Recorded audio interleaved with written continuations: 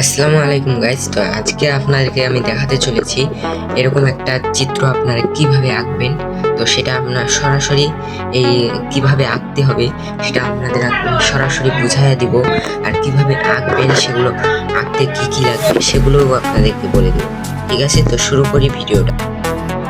তো প্রথমে আপনারা যেরকম চিত্র আঁকবেন সেরকম এরকম একটা চিত্র মনে করেন এটা আপনারা আঁকবেন। এটা দেখে এটা কিভাবে সহজ কৌশলে আঁকবেন সেটা আমি এই জায়গাতে এঁকে আপনাদেরকে দেখাই দিব। এইখানে এঁকে আমি দেখাই দিব, এই চিত্রটা সুন্দরভাবে আঁকাই দেখা দিব। ঠিক আছে, তো প্রথমে আপনারা এইভাবে এইখানে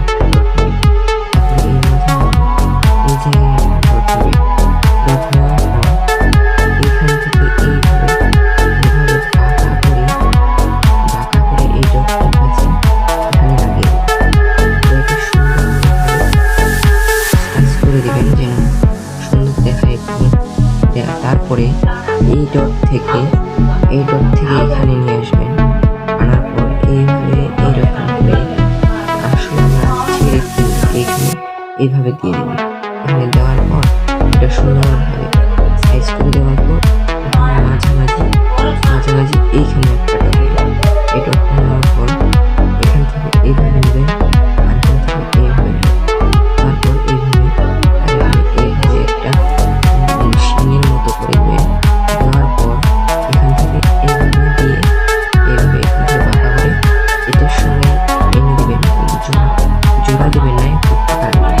তারপরে এখান থেকে দেওয়ার পর এই জায়গায় এইভাবে এইদিকে ওইভাবে আনবেন।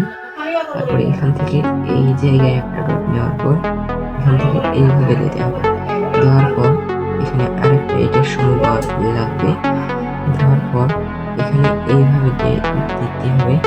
দেওয়ার পর আপনারা যেটা করবেন এখানে এনে দেবেন, পুরোপুরি জোড়া লাগিয়ে দেবেন না, একটু ফাঁকা রাখবেন। ফাঁকা রাখার পর এখানে এইভাবে দিবেন, এইখানে দেবেন। এখানে দেওয়ার পরে এটা একটু মোটা করে পাইপের মতো করে রাখবেন। তারপরে এইভাবে দিবেন। দেওয়ার পর এখানে হৃৎপিণ্ডে যেরকম থাকে আর কি সেইভাবে এরকম করে দিয়ে দেবেন, বুঝছেন? দেওয়ার পর এখান থেকে এইভাবে নেবেন। এভাবে নেওয়ার পর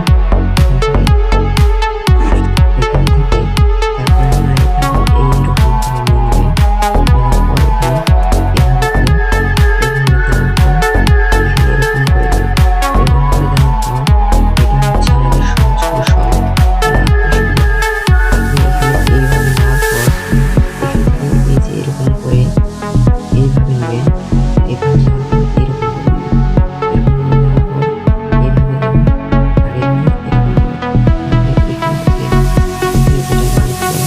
এখান থেকে এইভাবে করে নিয়ে এইভাবে দিয়ে দেবেন। এগুলো হালকা এইভাবে দিয়ে দেবেন যেন সুন্দর দেখা যায়। আর এইটা এরকম করে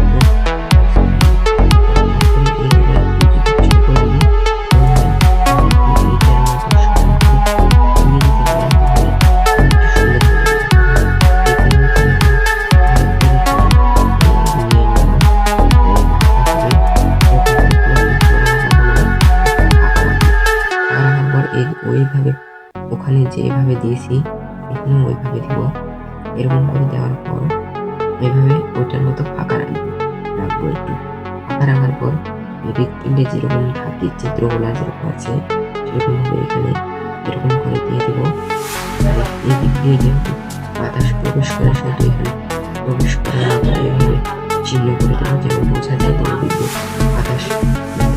এই দিক থেকে এই মুহূর্তে বাতাস করে এদিক দিয়ে বের হয়ে যায়, তাই না? তার জন্য এটা আমরা এরকম করে নেব।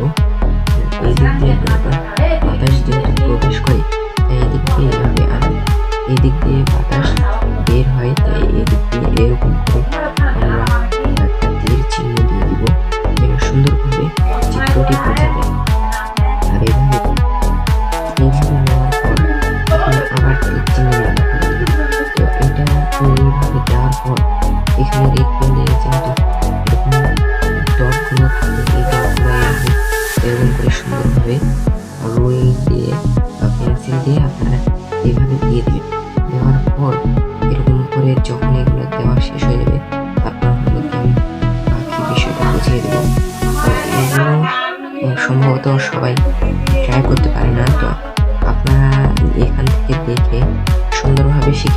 করবেন এই হৃৎপিণ্ড কীভাবে আঁকতে হয়।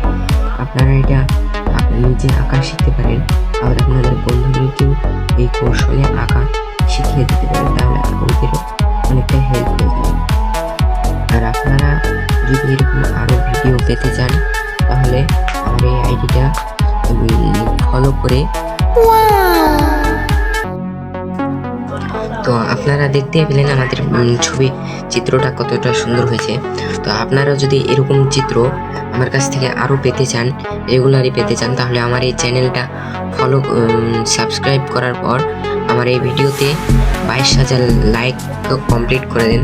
তারপরে আপনারা কমেন্ট করেন আরও কী বিষয়ে ভিডিও চান, এরকম চিত্র ভিডিও বানাতে চান আপনারা। ওটা আমি আপনাদেরকে পরের চিত্রতে বুঝিয়ে দেবো। আর এটা কেমন হয়েছে অবশ্যই কমেন্ট করবেন। আর আপনাদের যেরকম ভিডিও লাগবে বা অন্য কোনো আপনাদের চিত্র লাগবে বা কোনো অন্য কিছু নিয়ে বিষয় বা ফানি ভিডিও চান, আমাকে কমেন্ট করবেন, আমি আপনাদেরকে অবশ্যই সেই ভিডিওটা দেওয়ার চেষ্টা করব। তো আপনারা আমার এই চ্যানেলটাকে সাবস্ক্রাইব করে 22,000 লাইক কমপ্লিট করে দেন। আমি আবার আপনাদের জন্য নতুন একটা ভিডিও নিয়ে চলে আসবো। আজকের মতো আসসালামু আলাইকুম।